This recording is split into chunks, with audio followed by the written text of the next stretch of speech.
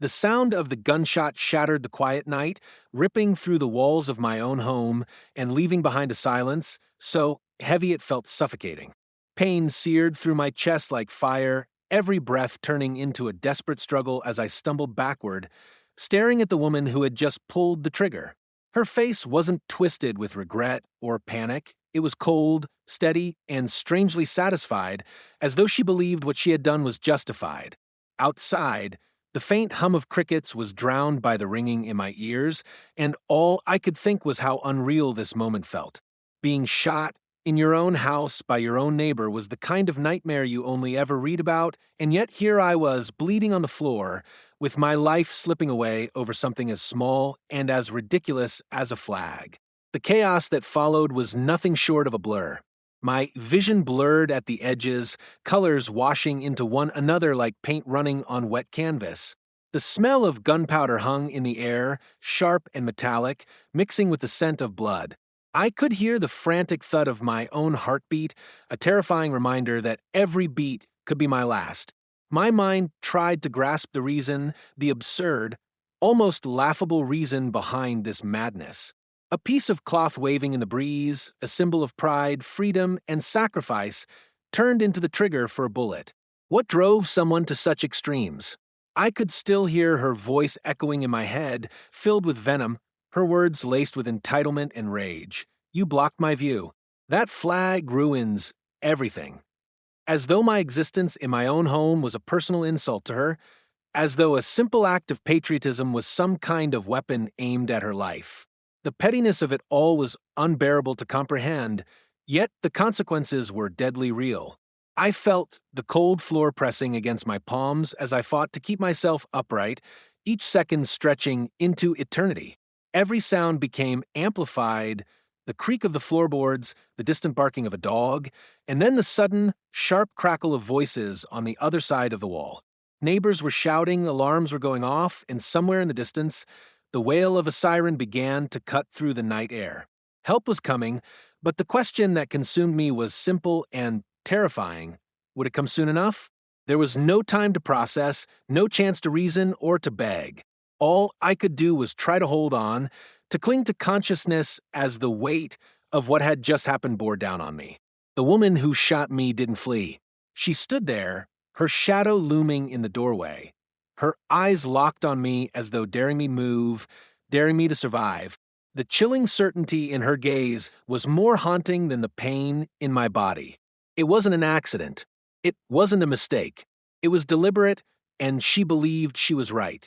The room seemed to close in on me, walls pressing closer, air growing thinner. My breaths came shallow, ragged, each one harder than the last. The sirens grew louder, but with them came another sound, Karen's voice, sharp and unapologetic, as she muttered to herself words I would never forget. He shouldn't have put it up. I warned him. He brought this on himself. That was the last thing I heard before the world dimmed into darkness, before the flashing red and blue lights painted the neighborhood in chaos. I never thought something as innocent as a flag could spark a war, much less nearly cost me my life. And yet, as I faded in and out of consciousness, one horrifying thought lingered above all else. This was only the beginning. Homeownership was supposed to be a dream fulfilled, not the beginning of a nightmare. When I first moved into the neighborhood, I was drawn in by the manicured lawns, the pristine sidewalks, and the promise of safety that came with living in a gated community. It was a place where children played on bicycles without fear, where people waved to each other from across their driveways, and where the American flag was displayed proudly on porches every 4th of July. I never imagined that this very symbol, one that represented unity and pride, would become the dividing line between me and a neighbor who would stop at nothing to tear me down. My family settled in quickly. We were not looking for trouble. We wanted peace, quiet, and a place where we could grow roots. My wife, Emily, was thrilled to finally have a backyard garden, a little corner of earth where she could grow her roses and tomatoes. My son, Daniel, was only 12 at the time, and every afternoon he would throw his baseball into the air, practicing his catches under the wide open sky. To me, our house was more than wood and bricks. It was the culmination of years of hard work, of late nights and sacrifices, a place where memories were supposed to be built, not destroyed. And then there was Karen. From the moment I met her, I sensed that something was off. She was the kind of person who never smiled without a sneer lurking beneath it, the kind of neighbor who never said, "Welcome," without it sounding like a warning. She introduced herself on our very first day by pointing at my front lawn and telling me bluntly, "The grass here needs to stay at 2.5 inches. Anything taller and you'll hear about it." There was no warmth, no friendliness, just rules, delivered like commandments from on high. At first, I brushed it off as eccentricity. Every neighborhood had a busybody, the self-proclaimed watchdog, who believed they were doing everyone a favor. But Karen was different. She wasn't just obsessive, she thrived on control. She was the HOA's loudest voice, the self-appointed enforcer of every regulation, and she wielded that power with merciless precision. To her, a single flower pot out of place was an act of rebellion, a parked car slightly angled was an insult, and my decision to mount the flag on my porch became nothing short of a declaration of war. The irony was that the flag had always been a part of my life. My father was a veteran, and he taught me early on that the stars and stripes weren't just fabric. They were a reminder of sacrifice, of freedom earned through blood and sweat. Hanging the flag outside my home was not a provocation, it was a tradition, a way to honor where I came from and what I believed in. Neighbors often nodded in approval, sometimes even complimenting it when they walked by. But not Karen. To her, it was an eyesore, something that ruined her view of the street, something that disrupted the aesthetic harmony of the neighborhood she believed she controlled.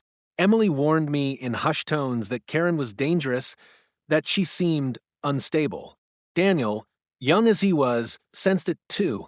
He would whisper, "Dad, why does she always stare at us?" Whenever he caught Karen watching from her window, her curtains barely drawn. I tried to dismiss their fears, telling them she was just nosy, maybe even lonely. But deep down, I couldn't ignore the way her gaze lingered, the way her lips curled whenever she looked at the flag, the way her voice grew sharp whenever we crossed paths. It started small, pointed comments about neighborhood standards, letters left in my mailbox signed HOA, though I knew her handwriting well enough to guess who had written them. But soon it escalated. She began attending HOA meetings with a fervor, targeting me with accusations of disrespecting community values. She told anyone who would listen that I was ruining the neighborhood. Her words spread like poison, whispered in cul-de-sacs and driveways, turning neighbors who once waved into people who now avoided eye contact. Still, I held my ground. I believed reason would prevail, that one day she would realize how ridiculous her crusade was. But reason never mattered to Karen. What mattered was control, and she was willing to go further than anyone imagined to keep it. Looking back, I see now that every confrontation was a step closer to disaster. Every glare, every complaint, every whispered rumor was a warning sign that I ignored. To me, the flag was just a flag. To her, it was a weapon, one she believed justified firing back with real violence. At the time, though, I couldn't know how far she would go. I couldn't know that behind the polished doors of her house, resentment was festering into rage, that the neighbor who lived less than 50 feet away was carefully plotting the destruction of my peace, my home, and ultimately my life. It began, as most obsessions do, with something small enough to dismiss. The first formal complaint arrived in a crisp envelope with the HOA logo printed across the front. Inside was a neatly typed letter citing me for violating community appearance standards by displaying an unauthorized structure on my property. I stared at the paper in disbelief. Unauthorized structure? They were talking about my flag, the very same flag that had been there since the week we moved in. At first, I laughed. Surely this was a misunderstanding, a clerical error. I folded the letter and tossed it aside, confident it would blow over. But Karen wasn't the kind of person who let things blow over. Days later, I caught her standing in front of my house, clipboard in hand, taking photographs of my porch like she was gathering evidence for a crime scene. When I stepped outside and asked what she was doing, she didn't flinch. She snapped another picture and said flatly, "Documenting violations." The words were delivered with a chilling sense of authority, as though she truly believed she had the right to police me. I remember Emily pulling the curtains closed after Karen left, her hands trembling. "She's going to make our lives miserable," she whispered. And she did. Within weeks, the letters multiplied. Complaints about my lawn, even though it was trimmed neatly. Complaints about the color of my shutters, though they were the exact shade approved in the HOA guidelines. Complaints about Daniel leaving his bicycle on the driveway. Each note was signed HOA, but the handwriting on the envelopes betrayed the truth. Karen was behind every single one. She had turned the rules into weapons, and I was her chosen target. The first time we faced off in person was at a community meeting. Karen sat at the head of the table, not because she was the HOA president, she wasn't, but because she had a way of making herself the loudest voice in the room. With her neatly pressed blouse and her lips pursed into a thin, disapproving line, she launched into a tirade about detrimental property values and unsightly displays. Her eyes locked on me with every word, daring me to respond. I did. I told her the flag was a symbol of pride, that it was no different from the countless decorations people displayed on holidays. Some neighbors nodded in agreement, but Karen's expression hardened. "This community has standards," she hissed. "If you want to live here, you'll follow them. If not, maybe this isn't the neighborhood for you." It was more than a disagreement, it was a threat. From that day on, Karen's obsession grew. She began lurking at the edges of our property, her shadow flickering across our windows at odd hours of the night. Daniel once woke me up at 2 in the morning, frightened because he saw her standing near the mailbox, staring at the flag with her arms folded tight across her chest. When I confronted her the next morning, she smiled coldly and said she was just taking a walk. But her eyes told a different story. Emily's unease deepened. She started double-checking the locks every night, drawing the curtains tight and keeping Daniel close. I tried to reassure her, but deep down I was starting to feel it too, that prickle of fear at the back of my neck whenever I stepped outside, that instinct to glance over my shoulder, because I knew someone was watching. Karen's behavior escalated further when she realized that letters and complaints weren't enough to bend me. She began spreading rumors. At neighborhood gatherings, I could feel the weight of eyes on me, hear the whispers that followed when I passed. Karen had painted me as a troublemaker, someone who disrespected the values of the community, someone who didn't belong. It was astonishing how quickly poison spread when someone was determined to pour it into every ear. The most disturbing moment came one afternoon when Daniel was tossing his baseball in the front yard. Karen appeared at the edge of her driveway, arms crossed. She didn't say a word, didn't move closer, just watched. When Daniel dropped the ball and bent to pick it up, she called out suddenly, her voice sharp as a whip, "Your father is teaching you to disrespect rules. That's dangerous. That's why bad things happen to families." I was out the door in seconds, fury boiling in my chest. Confronting her face to face, I demanded she leave my son out of whatever grudge she thought she was fighting. She didn't blink. She didn't even raise her voice. Instead, she leaned closer and whispered, "You'll regret ignoring me." Then she turned, walked back to her house, and shut the door. That night, Emily couldn't sleep. Neither could I. The house, once our sanctuary, now felt like a cage, every creak in the walls making us wonder if Karen was out there, watching, waiting. Still, I tried to convince myself that this was just neighborhood drama, that it would pass. After all, who wages war over a flag? But the truth was already sinking in, heavy and undeniable. Karen wasn't going to stop, and each new confrontation was feeding something darker inside her, something more dangerous. What I didn't realize then was that the letters, the stares, the rumors, they were only the beginning. Karen wasn't satisfied with making life uncomfortable. She wanted control, complete and absolute. And when she couldn't get it through rules or intimidation, she began to consider other ways that involve violence. The first time I realized Karen wasn't acting alone came at an HOA meeting. I walked in expecting another exhausting argument with her, but what I found was worse. Half the board already waiting with papers in hand, their expressions sharp, their tone rehearsed. They weren't just listening to Karen anymore. They were echoing her. Words like property values, community standards, and aesthetic disruption flowed from their mouths as if she had written their lines herself. Every issue seemed to circle back to me, to my home, to my flag. It was a surreal experience, sitting there while a group of grown adults debated the angle of a flagpole as though it was a crime against humanity. I tried to reason with them, pointing out that the HOA guidelines said nothing about flags. I even brought a printed copy highlighting the section that explicitly permitted the display of national symbols. But reason was powerless in that room. Karen leaned back in her chair with a smirk, letting others do the talking, her influence woven into every word. After that meeting, it was clear she had turned the HOA into her personal army. The letters grew more frequent, now signed by multiple board members. Fines appeared in my mailbox, absurd amounts for noncompliance. One notice even threatened legal action if I refused to remove the flag. Emily tried to encourage me to pay no mind, but I could see the toll it was taking on her. Every knock at the door, every slip of paper shoved into the mailbox made her flinch. The neighbors, too, were changing. Some who once waved now avoided us altogether. Others, emboldened by Karen's campaign, joined in. One man across the street shouted at me while I was mowing the lawn, claiming I was ruining the view. Another neighbor filed a noise complaint when Daniel played catch in the driveway, even though he'd never once done so before. It felt like the entire neighborhood had turned into Karen's stage, and we were the villains in her play. But the pressure wasn't only external, it seeped into our home. Emily began questioning whether we had made a mistake moving here.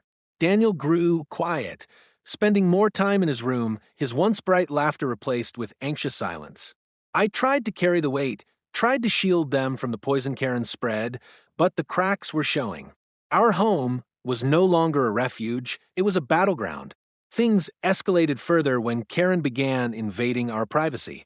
Small things at first. Trash bins moved mysteriously from the curb, footprints in the garden soil when no one should have been there. Then came the photographs. One afternoon, I found an envelope on the doorstep. Inside were pictures of my house, taken from multiple angles at different times of day. Some showed Emily watering her garden. Others showed Daniel riding his bike. And one, taken at night, showed me sitting in the living room with the flag visible through the window behind me. There was no note, no signature, but the message was clear: I'm watching you. I reported it to the HOA, but they dismissed it as paranoia. We don't involve ourselves in disputes between neighbors, they said, though I knew Karen's hand was behind their indifference. Reporting it to the police crossed my mind, but Emily was terrified of making things worse. What if she retaliates? She whispered. What if she goes further? And as much as I hated to admit it, she was right. Karen wasn't like other people. She didn't respond to reason or authority. Confronting her only fed her fire. Each time I pushed back, she grew bolder, more dangerous. Then came the night of the HOA inspection. A letter informed us that board members would be walking the neighborhood to ensure compliance. Sure enough, at dusk, a group of 3 appeared outside our home, clipboards in hand, flashlights scanning the property like detectives at a crime scene. Karen, of course, was leading them. She didn't look at the lawn or the shutters or the driveway. Her eyes locked directly on the flag, and she pointed at it with an almost triumphant sneer. We've documented the violation, she announced loudly enough for passing neighbors to hear. This will be dealt with. It wasn't just harassment anymore, it was humiliation. She wanted to break us publicly, to make us examples. The breaking point for Emily came a week later. She was driving Daniel to school when Karen blocked the street with her car, forcing Emily to stop. Karen got out, marched up to the window, and shouted in front of my son, "Your husband thinks he can ignore the rules, but this neighborhood doesn't belong to him. You'll all regret this arrogance." Daniel was terrified. Emily was shaken. And when she told me about it, that evening her voice cracked. "She's unhinged," she said. "It's only a matter of time before she does something we can't come back from." I wanted to believe it wouldn't go that far, but deep down I knew. The way Karen's eyes burned with hatred, The way her obsession consumed every waking hour, it wasn't going to stop. She had tasted power, and now she wanted blood. What unsettled me most was how the neighborhood enabled her. Whether out of fear, apathy, or loyalty, people stayed silent. They allowed her to wield the HOA like a weapon, allowed her to poison the air until every breath in our home felt suffocating. The isolation was crushing. We weren't just fighting Karen, we were fighting an entire system built to protect her. Nights became restless. Emily would wake at every sound, clutching my arm, whispering that someone was outside. Sometimes she was right. Once, I caught Karen standing at the edge of our lawn at midnight, staring up at the flag as though it were mocking her. She didn't move when I stepped outside. She just stood there, eyes gleaming in the dim light, before finally turning and disappearing into the shadows. It was in those nights that the fear settled deep into my bones. Fear not just of what Karen would do, but of what she was becoming. This wasn't about rules anymore. It wasn't even about a flag. It was about control, obsession, and a neighbor who believed she had the right to dictate who lived, who left, and who suffered. And as much as I wanted to believe it would end with fines and meetings, something inside me whispered the truth. Karen was preparing for something far worse. It was a Saturday evening when everything came to a head. The sun was sinking behind the rooftops, painting the sky in shades of orange and purple, and I was on the porch fixing the light fixture above the front door. Emily was in the kitchen preparing dinner, and Daniel sat on the couch with his game controller in hand. It should have been an ordinary night, one of those peaceful evenings where life felt simple. But peace, by then, was a luxury we no longer truly had. Karen had been unusually quiet that week, which in itself was unsettling. No letters, no notes, no confrontations. For the first time in months, there was silence. Emily dared to hope it meant Karen had finally moved on. I knew better. With Karen, silence was never peace, it was preparation. The first sign came just after sunset. A pounding at the door shook the walls, so hard and relentless it made Daniel flinch. When I opened it, there she was, her face red with fury, hair pulled back, so tightly it seemed to sharpen her features into something predatory. In her hand was a folder thick with papers. She thrust it against my chest, her voice sharp and venomous. "You've been fined. Again. And this time, if you don't comply, legal action will be taken. Do you understand me? You will remove that flag." I didn't take the papers. I didn't even look at them. Instead, I met her eyes and said firmly, "Karen, I'm done. This stops here. That flag isn't coming down, not now, not ever." Her jaw clenched, lips pressed so tightly they nearly disappeared. For a moment, she said nothing. Then, in a voice so low it was almost a whisper, she spat out the words, "You will regret this more than you can imagine." And then she turned and walked away, disappearing into the night. Emily begged me to call the police. "She's not just angry anymore," she said, her hands trembling. "She's dangerous. Please, just report her." I promised I would in the morning, though deep down, I knew morning was too far away. Hours later, after dinner was cleared and Daniel was in bed, I was sitting in the living room when I heard it, a sound outside, faint but deliberate. Footsteps. Slow, measured, coming closer. My chest tightened as I rose, moving toward the window. Through the curtains, I caught a glimpse of her silhouette. Karen stood in the yard, staring at the flag as it rippled faintly in the night breeze. But this time, she wasn't holding papers or a clipboard. She was holding something else. The metallic glint under the porch light left no room for doubt. A gun. I froze. For a moment, my mind refused to process it. Neighbors argued. Neighbors shouted. But guns? That was a line you didn't cross. My hand instinctively reached for the phone, but before I could dial, the front door rattled violently. She was trying to force her way in. Emily screamed from the kitchen, and I shouted for her to get down, to stay out of sight. The door burst open with a crash.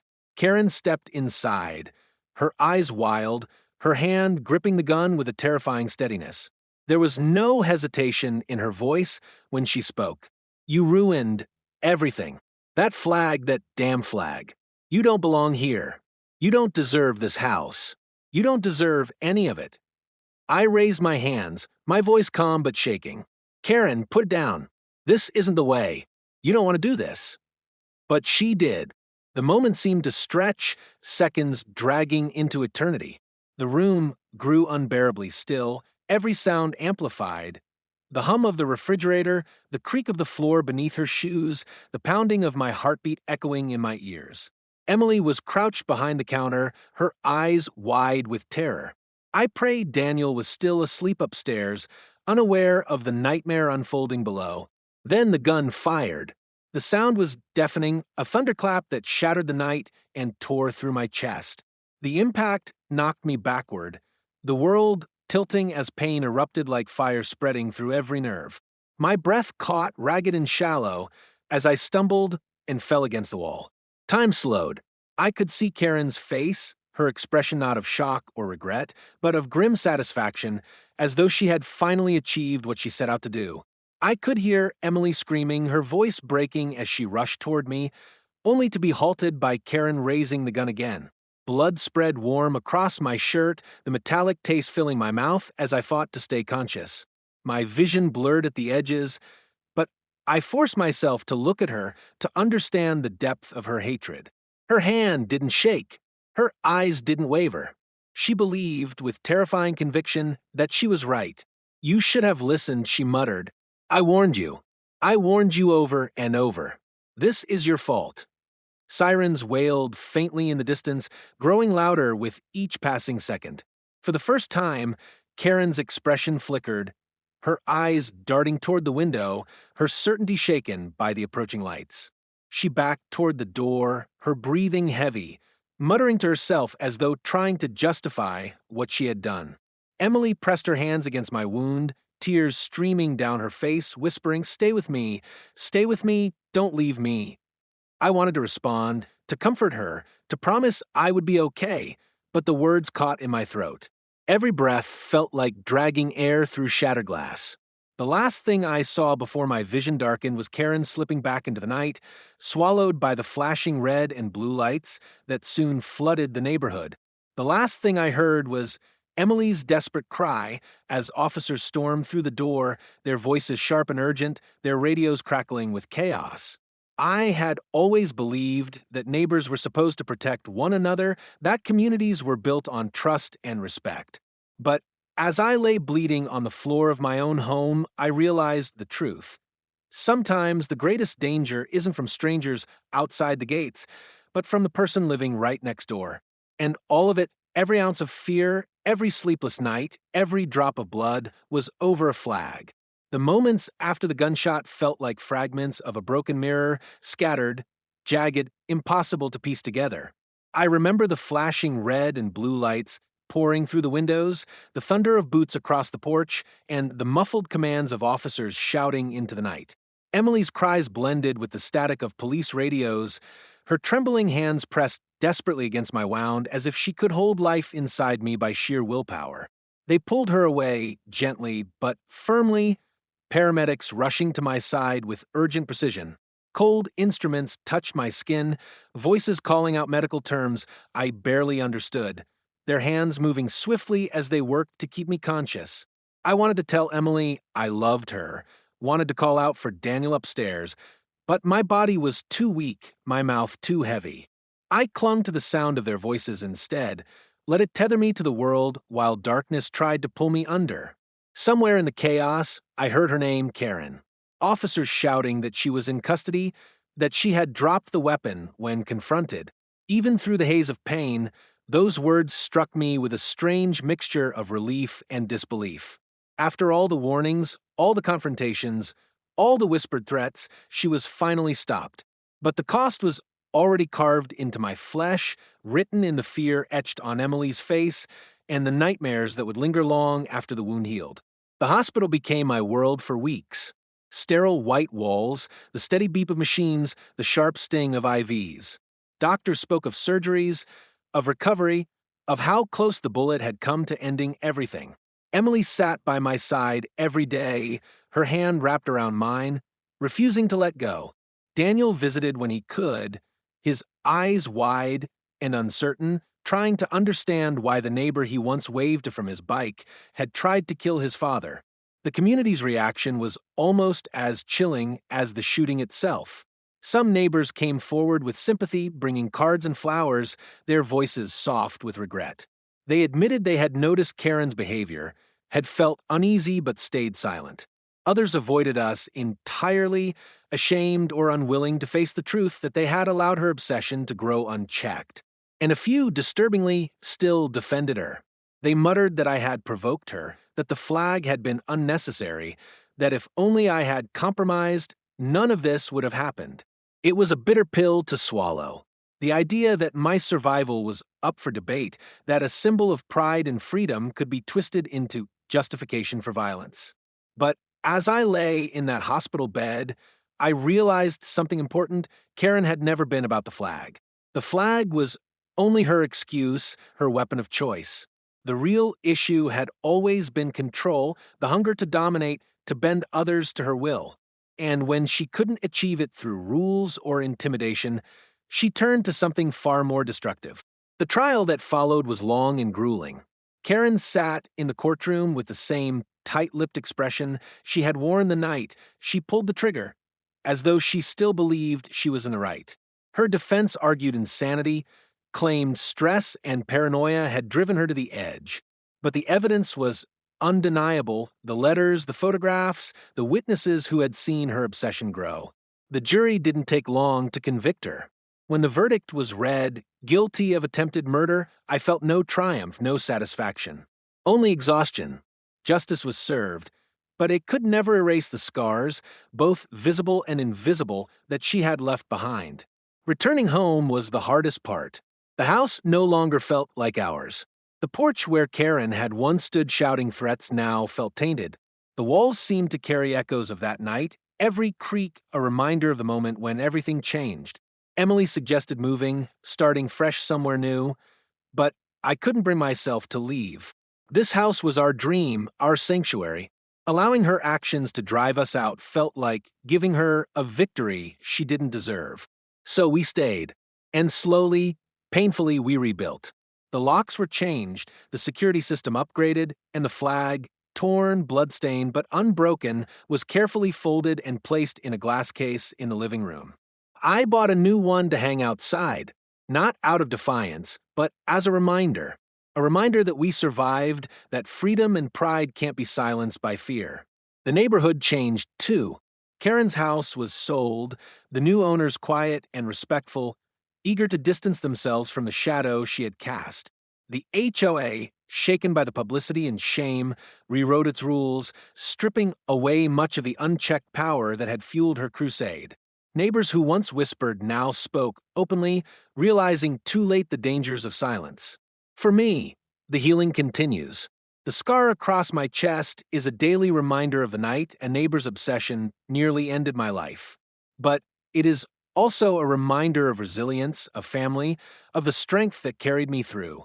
Sometimes, late at night, I catch myself staring at the flag fluttering gently outside, its fabric glowing faintly under the porch light. I think of my father, of the lessons he taught me about sacrifice and courage. I think of Emily and Daniel, of how close I came to losing them. And I think of Karen, not with hatred, but with the sobering knowledge of how dangerous obsession can be when left unchecked. All this because of a flag. A flag that, to me, stood for unity, but to her, was nothing more than an enemy. In the end, it wasn't about cloth or color or view. It was about what people choose to see when they look at it. Some see freedom, some see pride, and some, like Karen, see only something to destroy. But no matter what she tried to take from me, she failed in one simple way. I'm still here. I'm still standing. And my flag still flies. What happened to me could have ended my story that night.